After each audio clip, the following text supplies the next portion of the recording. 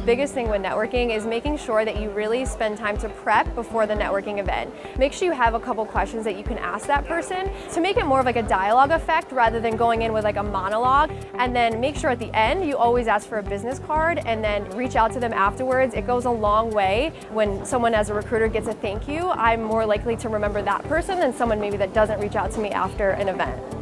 I think students can improve their networking techniques by not looking at it so much as networking, but as building relationships with individuals. I think sometimes networking is seen a little bit more as a transaction. If I get to know person X, I'll get a job at Fortune 500 company X. And it really shouldn't be seen that way. It should be seen as a relationship. I'm building a relationship with someone who I can give as much to this relationship as I can get from it. And also, always look at every opportunity as a networking opportunity, not just specific networking events. So people you've worked with in the past that can say something about your work habits and your personal characteristics, that's networking, and don't ignore that. One of the biggest ways a student can improve their networking techniques is to practice networking.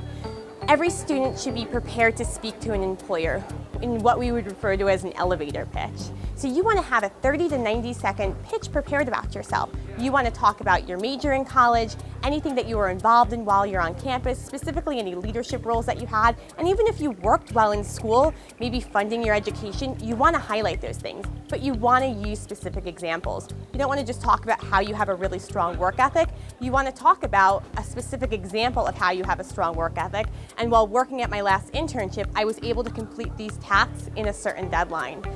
As a student, the best way to improve your networking is to do it right on campus. Get involved in as many clubs as possible, learn the leadership skills that are necessary in a full-time business role, and getting involved will lead to better networking skills, meeting more people down the road. That's going to be very important on how to network yourself to potential business employees.